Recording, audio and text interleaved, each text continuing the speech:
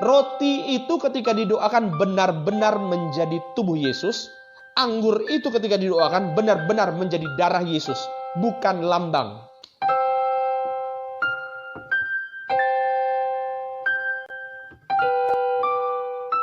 Shalom saudaraku yang terkasih dalam Tuhan, kembali lagi dalam program katekisasi online. Dan hari ini kita akan membahas yaitu tentang serial sakramen. Jangan lupa subscribe dan like ya. Dan kita nanti ke depannya akan bahas tentang 5 sakramen, mulai dari perjamuan kudus, minyak urapan, baptisan, penyerahan anak, dan pernikahan. Dan kita mulai dengan bagian yang pertama, yaitu tentang perjamuan kudus. Tapi sebelumnya saudara, mari kita angkat pujian penyembahan kita ke hadirat Tuhan kita.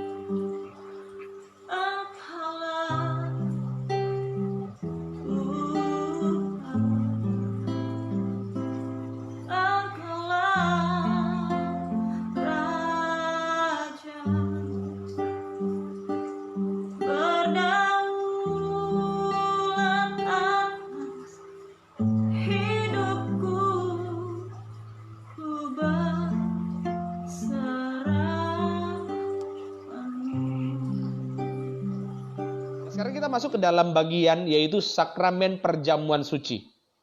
Saudara siap untuk belajar? Ya, saudara. Nah, perjamuan suci ini saudara, ya, di beberapa gereja sekali lagi istilahnya beda-beda. Ya, di gereja Protestan menyebutnya dengan istilahnya perjamuan kudus, gitu ya. Gereja Katolik menyebutnya dengan istilah ekaristi. Jadi kalau saudara pergi ke gereja Katolik, mereka menyebutnya ini dengan sakramen ekaristi. Apa yang dimaksud ekaristi? Ekaristi itu kan diambil dari bahasa Yunani, eukaristos, ucapan syukur, gitu ya. Nah, itu istilah-istilahnya. Nah, sekarang mari kita buka ayat Alkitab, saudara. Apa yang menjadi dasar daripada perjamuan kudus? Saudara tahu bahwa sebetulnya kalau kita berbicara mengenai perjamuan kudus itu hanya ada dalam perjanjian baru. Perjamuan kudusnya. Tapi perjamuannya sendiri itu sudah ada sejak perjanjian lama.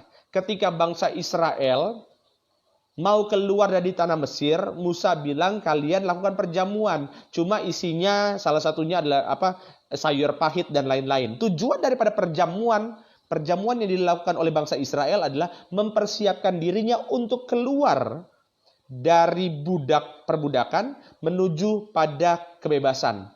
Itu berbicara mengenai perjamuan di perjanjian lama. Tapi perjamuan di perjanjian lama tidak disebut dengan perjamuan kudus. Karena perjamuan kudus itu baru ada di perjanjian baru. Saya ulang. Di perjanjian lama itu tidak disebut dengan perjamuan kudus.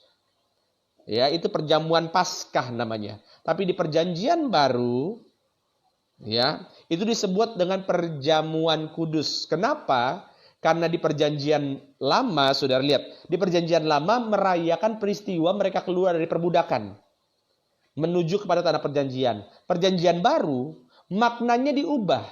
Perjamuan kudus itu adalah kita merayakan, memperingati kita keluar dari perbudakan dosa menuju kepada terangnya yang ajaib. Ya. Nah, sekarang kita buka ayat Alkitabnya, Matius pasal yang ke-26. Saya mau kita belajar dulu pelan-pelan sehingga nantinya saudara, kalau kita ngerti dengan dalam apa yang dimaksud dengan perjamuan kudus, saya jamin 100%. Saudara nggak akan main-main lagi dengan perjamuan. Kenapa saya mau ajar ini saudara? Jujur. Karena saya seringkali melihat ada banyak orang ketika melakukan perjamuan kudus, mereka main-main, mereka bercanda. Ya, saya berulang kali lihat orang, ya, dia lagi ketawa-ketawa, senggol temennya kiri kanan sambil ketawa-ketawa, pegang handphone. Dia pegang handphone, ya, sambil angkat hosti. Kemudian sudah selesai dalam Tuhan Yesus inilah tubuh Kristus, dia makan. Saudara, ini kan, sorry ya untuk ngomong ya, sorry. Ini sebuah bentuk, saya mau coba cari kata-kata yang halus agak susah. Tapi ini bentuk kekurang ajaran terhadap tubuh dan darah Yesus. Makanya saya bilang, mereka yang perjamuan kudus tapi tidak ngerti maknanya, pada akhirnya main-main. Tapi saya percaya saudara bukan termasuk dalam golongan orang yang main-main dalam melakukan perjamuan kudus. Karena itu betul-betul pengorbanan Tuhan Yesus. Ya, sekarang kita lihat Matius pasal yang ke-26. Saya mau kita benar-benar paham sehingga ketika nanti kita melakukan sakramen perjamuan kudus, kita ngerti benar-benar maksudnya. Matius 26 ayat yang ke-26 sampai 29. Nah, perjamuan kudus ini, ya penistaan, itu dia yang saya cari itu. Ya, kalimat itu yang saya cari itu Pak Jonathan Nugroho. Saya pinjam ya. Jadi ketika saudara terima tubuh darah Yesus dengan main-main, itu saudara sedang melakukan penistaan terhadap tubuh dan darah Yesus. Ya. Tubuh darah Yesus tidak mungkin nista, tapi saudara sedang menghadap dengan cara yang nista. Gitu ya. Tubuh darah Yesus tidak mungkin nista, tapi saudara melakukannya dengan cara yang nista, itu dia, melecehkan. Ya. Tuh Ibu Reni. Saudara, mohon maaf kalau saudara baru pertama kali dengar serial saya ini kalau ngomong memang kadang-kadang nggak ada remnya. Ya, karena bagi saya salah-salah.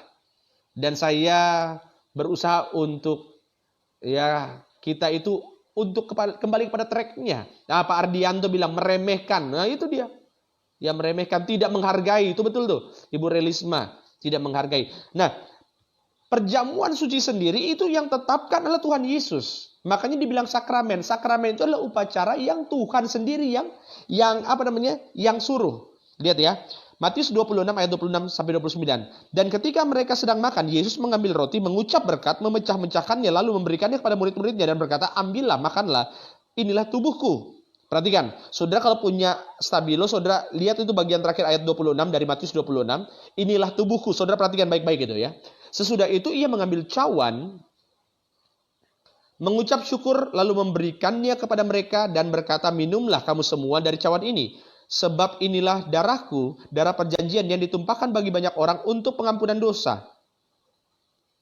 Akan tetapi aku berkata kepadamu, mulai dari sekarang aku tidak akan minum lagi hasil pokok anggur ini sampai pada hari aku meminumnya, yaitu yang baru bersama-sama dengan kamu dalam kerajaan Bapakku." Jadi dari sini sebetulnya saudara ada beberapa pelajaran yang menarik. Yang bisa kita ambil. Yang pertama, saudara lihat ayat 26. Itu kalimatnya apa? Ambillah, makanlah, inilah apa saudara? Inilah tubuhku. Nggak ada tulisan inilah lambang. Ya saudara, karena memang saudaraku yang terkasih dalam Tuhan, sekarang ini ada ada 3 pemahaman tentang perjamuan suci. Yang pertama, ini untuk pemahaman saudara aja ya. Istilah yang pertama itu namanya transubstansi. Apa itu transubstansi? Transubstansi adalah paham yang percaya ketika kita angkat roti dan kita ucapkan doa, maka roti itu berubah menjadi tubuh Yesus. Benar-benar berubah jadi tubuh Yesus. Kita angkat anggur, setelah kita ucapkan doa, anggur itu benar-benar berubah menjadi darah Yesus. Paham ini namanya transubstansi. Dan paham transubstansi sampai sekarang masih dipegang oleh gereja Katolik. Gereja Katolik. Gitu ya. Yang kedua, saudara, namanya konsubstansi. Konsubstansi itu begini. Yang saudara angkat itu roti. Begitu saudara doa, itu tetap roti. Tapi saudara makan roti, di dalamnya mengandung tubuh Yesus. Ya, bentuknya tetap roti, rasanya tetap roti, tapi di dalam roti itu mengandung tubuh Yesus. Nama teori itulah konsubstansi. Saudara angkat anggur, yang saudara minum itu tetap anggur, tapi di dalam anggur itu mengandung darah Yesus. Itu namanya teori konsubstansi. Ya. Nah, teori ini yang keluarkan adalah Martin Luther. Teori yang ketiga, mereka bilang enggak. Roti itu hanya lambang dari tubuh Yesus, anggur hanya lambang dari darah Yesus. Konsep ini, ya, konsep lambang ini saudara, itu dikemukakan oleh 2 tokoh gereja namanya Zwingli. Saudara nanti boleh cari. Zwingli itu Z-W-I-N-G-L-I. Zwingli. Sama, satu lagi, Calvin. Nah, jadi saudara, gereja-gereja yang ada sekarang, khususnya gereja-gereja yang alirannya Calvinis, itu percaya bahwa roti itu hanya lambang dari tubuh Kristus, hanya sekedar lambang. Anggur itu adalah lambang dari darah Yesus. Dan gereja-gereja aliran Calvinis, gereja-gereja Protestan, ya tentu saja ada banyak di Indonesia. Dan itu mereka percaya seperti itu. Nah, jadi pertanyaannya gini, yang benar yang mana Pak di antara tiga konsep ini? Saudara kalau mau belajar tentang konsep, makanya dari dulu saya selalu katakan, kita itu harus benar-benar ngerti tentang sejarah gereja. Karena kalau kita ngerti tentang sejarah gereja, kita bisa menjawab pertanyaan-pertanyaan seperti ini. Saudara harus ingat, teori dua, yaitu konsubstansi, dan teori yang ketiga, yaitu teori lambang, ini kan baru muncul tahun 1500. Teori yang kedua, konsubstansi, di mana roti itu mengandung tubuh Kristus, ya, darah itu mengandung darah Yesus, anggur itu mengandung darah Yesus, itu kan baru muncul kita tahun 1517 ketika Martin Luther ada. Teori lambang bahwa roti itu lambang dari tubuh Yesus, itu kan baru muncul tahun 1600. Dan itu produk Eropa, saudara. Kenapa saya bilang produk Eropa? Karena Calvin itu ada di gereja yang di Eropa. Martin Luther itu ada gereja yang di Eropa. Nah, kalau mau ngerti tentang perjamuan kudus, ngapain kita kiblatnya ke Eropa? Lihat aja, yang pertama apa kata Alkitab, yang kedua apa kata gereja-gereja yang ada di Timur Tengah. Karena kekristenan itu lahirnya di Timur Tengah. Nah, gereja-gereja di Timur Tengah, kalau saudara boleh cek, itu mereka percaya bahwa itu bukan lambang, itu benar-benar tubuh dan darah Yesus. Yang kedua, lihat aja apa kata Alkitab. Alkitab nggak pernah bilang itu lambang. Matius pasal 26 ayat 26 dikatakan apa? Makanlah, inilah tubuhku. Hanya saja memang orang-orang yang mengatakan itu lambang, mereka berpikir agak sulit. Masa roti ini jadi tubuh, kok bisa kayak sulap? Saudara, kalau memang kita membatasi kuasa Tuhan dengan logika atau tidak logis, saya bilang, maka Alkitab ini akan banyak yang sepertinya tidak logis loh. Iya kan? Tapi kan kita percaya bahwa kuasa Tuhan tidak terbatas. Jadi saudara, dari sini dulu saudara kita harus jelas bahwa sesuai dengan kata Alkitab, bahkan sesuai juga dengan kata sejarah, roti itu ketika didoakan benar-benar menjadi tubuh Yesus, anggur itu ketika didoakan benar-benar menjadi darah Yesus, bukan lambang. Ya saudara, makanya kita harus runut lagi. Nah itu dia Pak Gustaf Simatupang. Inilah tubuhku. Nggak ada dibilang inilah simbol, inilah lambang. Nggak ada, ini tubuhku dan ini darahku. Ya saudara. Makanya dikatakan juga saudara. Ya, coba buka sebentar. Lukas 22 ayat 14 sampai 23. Ya.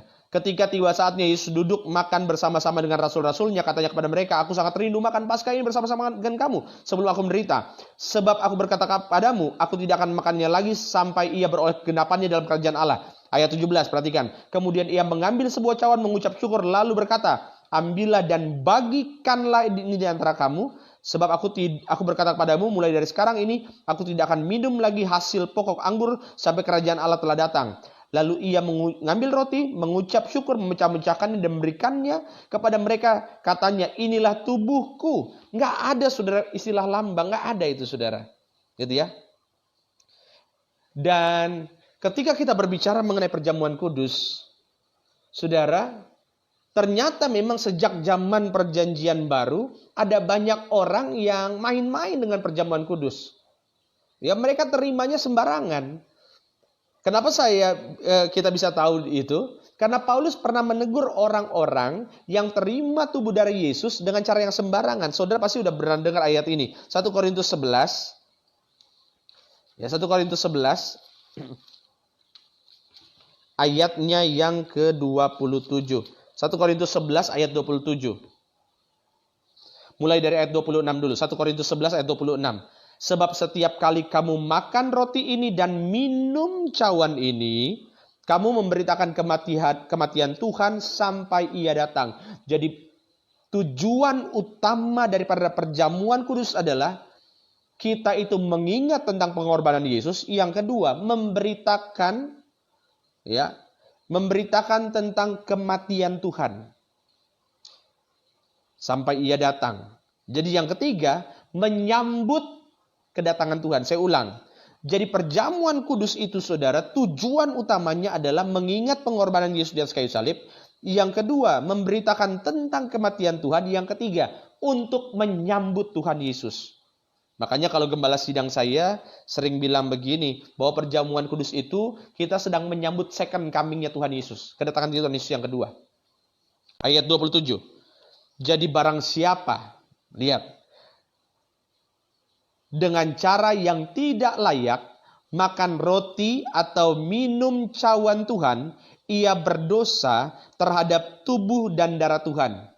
Ya, cara yang tidak layak. Cara yang tidak layak ini bukan hanya berbicara tentang cara, saudara, tapi mengenai pemahaman yang salah. Jadi kalau saudara angkat tubuh dari Yesus dengan pemahaman yang salah, ya, itu dikatakan ia berdosa. Ayat 28. Karena itu hendaklah tiap-tiap orang menguji dirinya sendiri, dan baru sudah itu. Jadi saudara, sebelum kita terima darah Yesus, terima tubuh Yesus, kita ini harus menguji diri kita sendiri. Apa yang diuji? Yang pertama saudara harus uji. Saya ini benar-benar sedang mengingat pengorbanan Tuhan Yesus atau tidak? Maka saya sering bilang begini, mohon maaf sekali saudara. Kalau saudara nggak siap untuk terima tubuh dari Yesus, mendingan jangan terima. Saya ulang. Kalau saudara keadaan saat itu lagi nggak siap untuk terima tubuh darah Yesus, lebih baik nggak usah dilakukan, nggak usah terima. Karena kalau saudara nggak siap terima tubuh darah Yesus, mungkin saudara sambil lagi bercanda, lagi main-main, ya cuma karena yang lain perjamuan, saya nggak perjamuan, ya udahlah saya ambil aja, saya terima. Itu cara yang salah. Dan kalau saudara melakukan dengan cara yang salah, saudara berdosa. Bahkan dikatakan saudara, ayat 29, karena barang siapa makan dan minum tanpa mengakui, barang siapa makan dan minum tanpa mengakui tubuh Tuhan, artinya hanya berkata ini sekedar lambang, ia mendatangkan hukuman atas dirinya. Ayat 30. Sebab itu, banyak di antara kamu yang lemah dan sakit, dan tidak sedikit yang meninggal. Pertanyaannya saudara, kenapa orang terima perjamuan banyak yang lemah, sakit, dan meninggal? Jawabannya kembali ke sini saudara. Karena mereka terima tubuh dari Yesus dengan cara yang salah. Nangkep ya saudara ya. Makanya saudara ketika perjamuan kudus jangan dilakukan dengan cara yang salah. Harus cara yang benar. Saudara harus menguji diri kita. Kita benar-benar siap atau enggak? Saudara, kalau sekali lagi. Kalau saudara memang saat itu enggak siap, terima tubuh dari Yesus. Enggak siap hati, saudara mungkin lagi, ya enggak siap lah. Mungkin keadaannya juga saudara lagi tidak mengingat tentang pengorbanan Tuhan Yesus yang kayu salib. Mendingan jangan. Kenapa? Karena kalau dengan cara yang tidak layak, di ayat yang 29 dan 30 dikatakan mendatangkan dosa. Itu ya saudara. Sekarang saudara, apa yang dimaksud dengan tubuh Kristus? Saudara, ketika kita berdoa sama Tuhan, kita angkat roti, maka saudara harus ingat poin-poinnya. Yang pertama, roti tubuh Kristus itu untuk mendatangkan atau memberikan kehidupan kekal dalam kerajaan surga. Jadi saudara kalau udah ngerti tahapan ini, saudara pasti pas lagi doa tentang perjamuan kudus, saudara nggak mungkin miss. Yang pertama, roti itu untuk memberikan hidup kekal. Saudara ingat, roti hidup kekal. Yohanes 6 ayat 51, akulah roti hidup yang telah turun dari sorga. Jikalau seorang makan dari roti ini, ia akan hidup selama-lamanya. Gitu ya. Jadi yang pertama, tubuh Kristus itu memberikan kita kehidupan kekal. Yang kedua, saudara, tubuh Kristus itu membuat kita memiliki tubuh yang pada nanti di akhir zaman kita akan dibangkitkan. Saudara masih ingat dengan serial khotbah akhir zaman saya? Bahwa nanti sebelum pengangkatan kita yang sudah mati pun akan dibangkitkan di akhir zaman. Ya, jadi tubuh Kristus yang kita makan itu akan membangkitkan kita di akhir zaman. Makanya saudara nggak boleh main-main dengan tubuh Kristus. Karena kalau saudara main-main nggak dibangkitkan ntar di akhir zaman ya. Saudara buka Yohanes 6 yang tadi juga ayat 54 saya bacakan. Barang siapa makan dagingku dan minum darahku, ia mempunyai hidup yang kekal dan aku akan membangkitkan dia pada akhir zaman. Nangkep saudara? Ya makanya saudara jangan main-main. Saudara kalau udah ngerti bahwa ada kuasa yang dahsyat di balik perjamuan suci, saudara nggak akan mungkin main-main lagi. Nggak mungkin, saya jamin. Yang ketiga saudara, tubuh Kristus itu yang menggantikan kita. Yesus yang terpaku di atas kayu salib itu menggantikan kita. Yesus yang tertombak tertikam, tubuh Yesus yang tertombak tertikam itu menggantikan kita di atas kayu salib. Yesaya 53 ayat yang kelima dikatakan demikian. Tetapi dia tertikam oleh karena pemberontakan kita. Dia diremukan oleh karena kejahatan kita.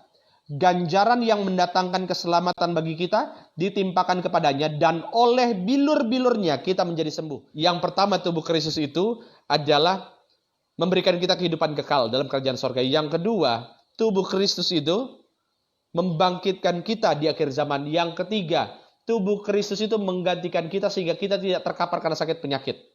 Ya, sebelum saya lanjut ke dalam darah Yesus, saya mau tanya dulu sama saudara. Yang bisa, tolong dijawab. Seringkali kita dengar dengan bilur-bilur Yesus. Saya mau tanya sama saudara, ada yang tahu nggak apa arti bilur? Ya, silakan jawab. Apa arti bilur? Ada yang bilang luka akibat pukulan, ada yang bilang penderitaan, darah disertai daging. Ya, saudara, saya mau tanya dulu, saudara. Karena saya juga berulang kali tanya sama jemaat, ada yang tahu nggak apa arti bilur? Ada beberapa yang salah. Daging luka akibat cabikan, luka bekas yang tercambuk, tubuh Yesus yang tercabik. Ah, ini, ada yang bilang luka, mahkota duri, darah Tuhan Yesus. Ini artinya begini, saudara. Maksud saya adalah ternyata kita ini banyak sekali yang memang beda pemahamannya. Menurut Kamus Besar Bahasa Indonesia, bilur adalah gini. Saudara kalau misalnya jawabnya salah nggak apa-apa. Kan toh ini kelas kita belajar. Ya saudara, nggak apa-apa kalau saudara salahnya di kelas. Justru di kelas-kelas katekisasi, saudara belajar jauh lebih baik salah di sini daripada salah di luar, kan begitu, ya. Dan kalau saudara salah, jangan merasa terhakimi, ya. Bilur itu menurut Kamus Besar Bahasa Indonesia adalah bekas luka yang panjang atau luka panjang, bukan bekas luka yang panjang, tapi luka panjang di kulit, itu namanya bilur, gitu ya. Oleh bilur-bilurnya kita disembuhkan, oleh setiap luka yang ada ketika Yesus disiksa, oleh luka-luka itulah kita disembuhkan. Artinya ketika kita angkat tubuh Yesus, kita katakan oleh bilur-bilurnya sesuai dengan Yesaya 53 ayat 5. Oleh bilur-bilurnya kita disembuhkan. Artinya apa? Ketika Yesus dicambuk, Yesus sedang menggantikan setiap kita. Dan saudara pasti sudah tahu bahwa orang Romawi punya sebuah kebiasaan. Mereka akan mencambuk seseorang itu dengan jumlah cambukannya. Saudara mungkin udah pernah dengar ini. Dan Paulus juga pernah dicambuk dengan jumlah yang sama. Mereka dicambuk dengan jumlah cambukan 40 kurang 1. Itu istilahnya orang Romawi. Mereka dicambuk dengan 39 kali. Yesus dicambuk dengan 39 cambukan. 39 cambukan. Ya, 39 kali dicambuk. 39 kali dicambuk. Dan saudara tahu ada satu jenis cambuk yang saya pernah kalau nggak salah taruh itu di Facebook. Di YouTube kalau nggak salah ya. Ya, di YouTube saudara boleh cek juga tuh kalau nggak salah di YouTube tentang penderitaan Tuhan Yesus. Saya pernah, kalau nggak salah, saudara boleh cek lagi di YouTube saya. Itu tentang penderitaan Tuhan Yesus di atas kayu salib. Itu mulai bagaimana penyiksaannya. Dan saudara, itu salah satu cambuk yang paling menyakitkan adalah cambuk yang seperti begini. Yang dia akan masuk ke dalam daging dan dicabik sampai keluar.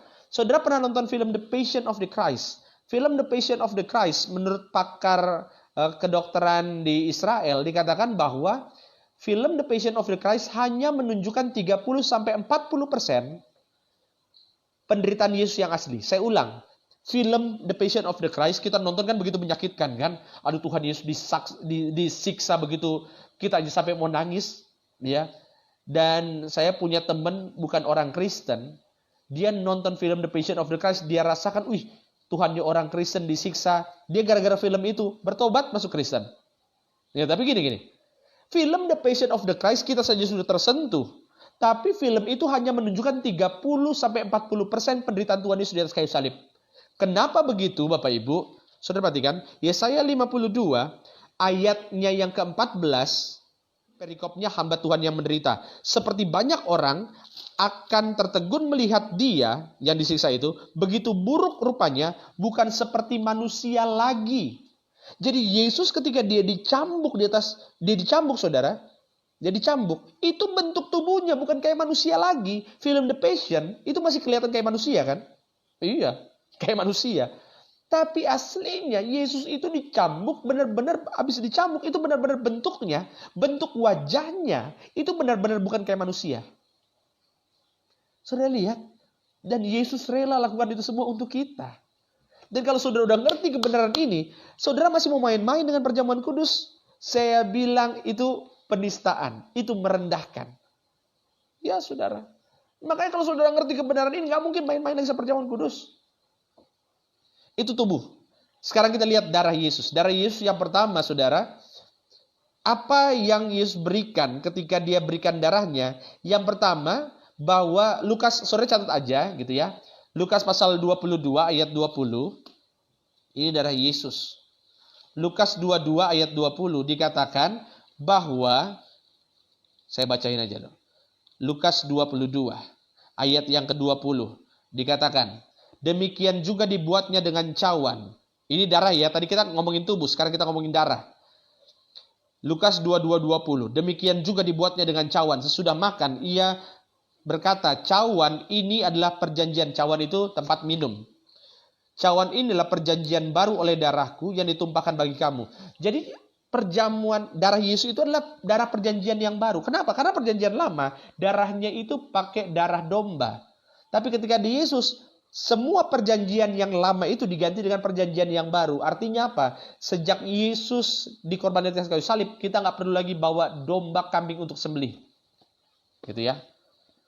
Makanya saya nggak pernah setuju kalau saudara terima daging kurban. Nah, ya. Saya nggak mau bahas di sini ya, saudara. Jangan tanya kenapa saudara nggak boleh terima daging kurban, makan daging kurban. Itu saya udah pernah bahas sebelum-sebelumnya. Ada juga di YouTube saya, kalau nggak salah ada. Ya, saya udah pernah bahas. Ya, jadi yang pertama cawan itu adalah cawan perjanjian yang baru. Yang kedua, ya saudara harus tahu bahwa darah Yesus itu untuk mengampuni dosa kita, mengampuni dosa. Ya, Matius pasal 26 ayat 28 dikatakan, Matius 26 ayat 28 untuk pengampunan dosa dikatakan gini, sebab inilah darahku, darah perjanjian yang ditumpahkan bagi banyak orang untuk pengampunan dosa. Jadi ketika kita angkat darah Yesus, kita minum, kita sadar bahwa dosa kita sudah diampuni. Saudara harus muncul dalam otak kita bahwa terima darah Yesus, kita sudah diampuni. Dan kalau saudara sudah diampuni, maka berikutnya saudara harus buat komitmen. Aku hidup dalam pertobatan, hidup dalam kekudusan, keluarga yang kudus, menolak perzinahan, percabulan, poligami, poliandri. Ya, saudara harus komitmen. Mulutku kudus, tidak tipu, tidak dusta, tanganku kudus, tidak curi, tidak kasar, tidak cabul. Ya, jadi saudara, kalau saudara sudah sadar saudara diampuni, buat komitmen sama Tuhan. Yang ketiga, darah Yesus itu meterai kita sebagai warga sorga. Ya, saudara, sebetulnya apa yang saya sharing ini, saya terima ini langsung dari Pak Gembala Sidang. Ya, gembala sidang gereja saya maksudnya. Ya, dari gereja Tiberias. Karena waktu itu Pak Pariaji, ketika saya berkuliah, Pak Pariaji masih sempat mengajar. Jadi mengajar mata kuliah umum MKU tentang perjamuan kudus minyak urapan. Dan beliau mengajar di kelas. Di era saya ketika saya masih mahasiswa. Gitu ya. Dan beliau jelaskan ini. Ya, darah itu sebagai meterai warga kerajaan sorga. Makanya dikatakan di 1 Korintus pasal 11. 1 Korintus 11, saudara catat aja dulu ayatnya. Nanti bacanya pas lagi sudah selesai siaran live ini. Supaya saudara benar-benar ngerti, benar-benar nangkep. 1 Korintus pasal 11 ayatnya yang ke-25 dikatakan, demikian juga ia mengambil cawan. Sesudah makan lalu berkata, cawan ini adalah perjanjian baru yang dimeteraikan oleh darahku.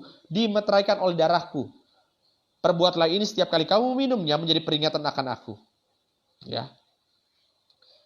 Dan yang terakhir, saudara harus tahu, ketika kita angkat darah Yesus, kita terima darah Yesus, kita sadar bahwa kita ini jauh lebih mulia daripada orang Israel.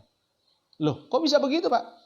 Terakhir, ini ayat terakhir. Yohanes 6 ayat 32. Yohanes 6 ayat 32. Maka kata Yesus kepada mereka, aku berkata kepadamu, sesungguhnya bukan Musa yang memberikan kamu roti dari sorga, melainkan Bapakku yang memberikan kamu roti yang benar dari sorga. Ayat 33. Karena roti yang dari Allah ialah roti yang turun dari sorga dan yang memberi hidup kepada dunia. Maka kata mereka kepadanya, Tuhan, berikanlah kami roti itu senantiasa. Saudara boleh baca itu di ayat-ayat sebelumnya, ayat 31 khususnya. Ya. Nenek moyang kami telah makan mana di padang gurun. Seperti ada tertulis, mereka diberinya makan roti dari sorga. Yesus bilang, perjamuan ini lebih daripada roti mana. Ya, kenapa saudara? Karena dengan perjamuan, Yesus menjamin kehidupan kita, bukan hanya di sorga, tapi Yesus jamin kehidupan kita selama di bumi. Sebagaimana orang Israel hidupnya dijamin di bumi, ya saudara lihat, orang Israel dijamin hidupnya oleh Tuhan di bumi dengan diberikan roti mana. Tapi Tuhan bilang, ini lebih dari roti mana. Artinya Tuhan memberikan jaminan bagi kita untuk menjalani kehidupan di dunia ini, bukan hanya di sorga. Amin. Kita berdoa. Kami bersyukur Tuhan Yesus. Kami mengerti bahwa pengorbananmu dahsyat. Kami mengerti bahwa Engkau rela ditikam, ditombak di atas kayu salib untuk setiap kami. Kami sadar bahwa Engkau rela disiksa sampai-sampai Alkitab mengatakan tidak seperti manusia lagi Engkau disiksa. Tapi Engkau rela melakukannya karena kasih-Mu yang berlimpah atas kami.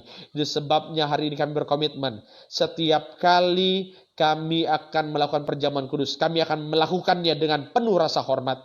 Kami akan melakukannya dengan hal yang kudus. Kami akan menguji hati kami, sehingga kami benar-benar layak terima tubuh dan darah Yesus. Terima kasih Tuhan Yesus. Haleluya. Maka setiap nama yang hari ini mengikuti sesi online doa kami ya Tuhan, kami semua sehat sempurna, ekonomi kami pulih, kami berdoa dalam nama Tuhan Yesus, keluarga kami dijaga malaikat sorga. Haleluya, amin. Sampai ketemu lagi saudara, salam buat setiap keluarga, maju terus dalam iman, tetap semangat, dan jangan pernah tukar Yesus dengan apapun.